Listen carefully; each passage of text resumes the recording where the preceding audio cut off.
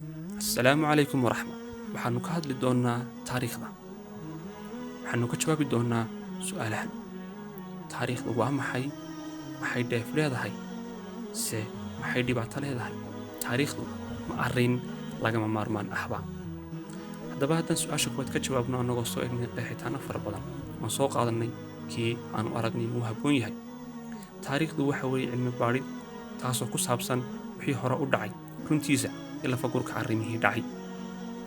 waana erey bixin guud taasoo ku saabsan wixii hore u dhacay iyadoo lagu darayo xasuusta, dahakafaydidda, ururinta, habaynta, bandhigga iyo baandhaynta macluumaadka ku saabsan arrintaas. haddaba haddaanu ka jawaabno su'aasha labaad oo odhanaysa maxay dheef leedahay,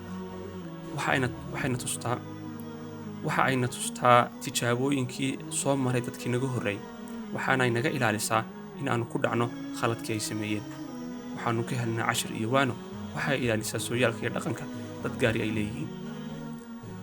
inta haddaannu kaga baxno faa'iidooyinka ay leedahay, haddaannu eegno maxay dhibaato leedahay, taariikhda waxaa loo jeedin karaa dhinacii la rabo.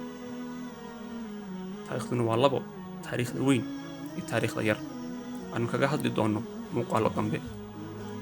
haddaba su'aasha ugu dambaysa oo odhanaysa taariikhdu ma arrin lagama maarmaan ahbaa? aniga aragtiyada gaaban waxay latay haa.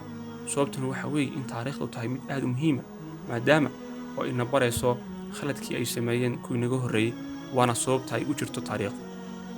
waxaana ay waana u tahay qof kasta oo baadha ama darsa.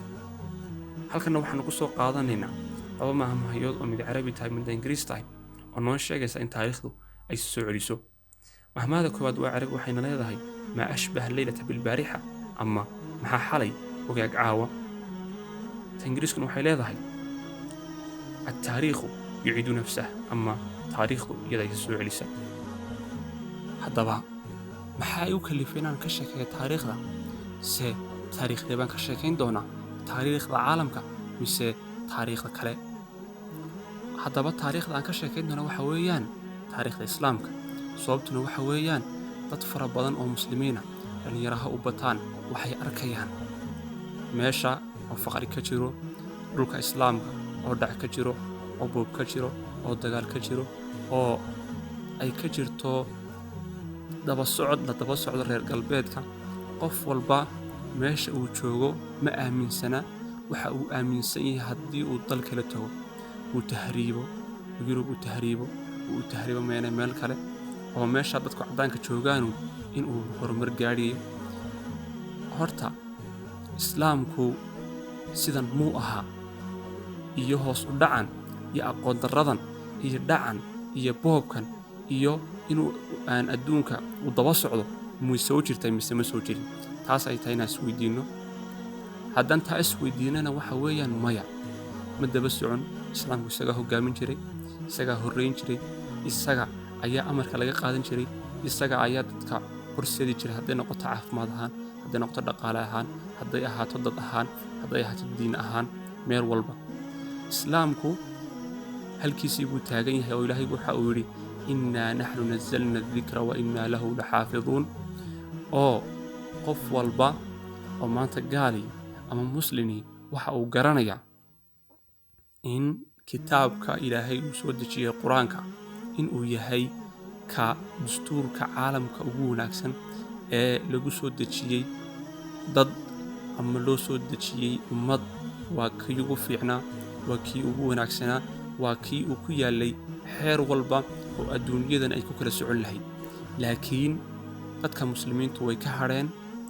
muslimiintuna waxay tahay islaamku halkiisii buu taagan yahay, islaamku hoos uma dhicin, ee waxa dulloobay, waxa hoos u dhacay, waxa tiradu macno male, waxa tayadu ay hoos u dhacay. dadkii muslimiinta ahaa iimaankoogii baa hoos u dhacay.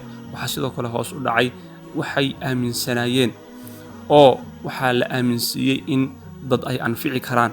laakiin diinta waxaa loo soo dejiyey in ilaahay la aamino, in ilaahay la caabudo, in ilaahay la weydiisto kaalmada, inuu ilaahay yahay kelihaata ka abuura ee nooleeya ee dila. laakiin dadkii islaamku tayadoodii baa hoos u dhacday, iimaankoogii baa hoos u dhacay. taana waxa ay keentay inay ka hooseeyaan kuwii qayrka la ahaa. waxaana ay tahay in aan gaadhno islaamka halkiisii uu taagan yahay annagana dib uga hadhnay waxaana ay tahay inaan ku soo noqonno meeshii aan joognay een xaqa u lahayn waxaana ay tahay inaan taariikhdana garanno aanna ku soo noqonno hoggaanka siduu ilaahay noogu ballan qaaday uuna yidhi korreeye ina alcaaqibata lilmuttaqiin ta dambaysa waxaa iska leh kuwa alla ka baqaya